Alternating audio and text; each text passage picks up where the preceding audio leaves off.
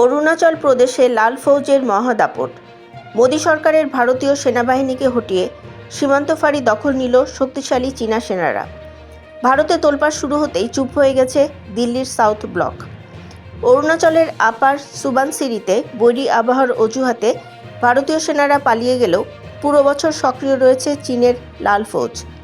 2023 সালের মুখোমুখি সংঘর্ষের পর সেরা 5 পেট্রোলিং পয়েন্ট ত্যাগ করে রফা করতে বাধ্য হয়েছে ভারতীয় বাহিনী।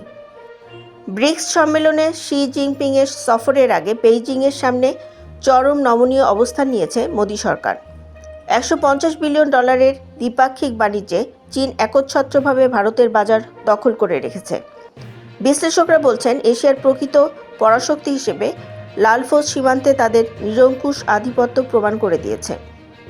অরুণাচলে চীনের লাল ফৌজের এই দাপট এবং ভারতীয় বাহিনীর পিছু হটার পূর্ণাঙ্গ ইনসাইড রিপোর্ট দেখতে নিচের লিঙ্কে ক্লিক করে মূল ভিডিওটি দেখে নিন এবং আমাদের বিডি হট নিউজ পরিবারের সাথেই থাকুন। চ্যানেলটি সাবস্ক্রাইব করতে ভুলবেন না। ধন্যবাদ।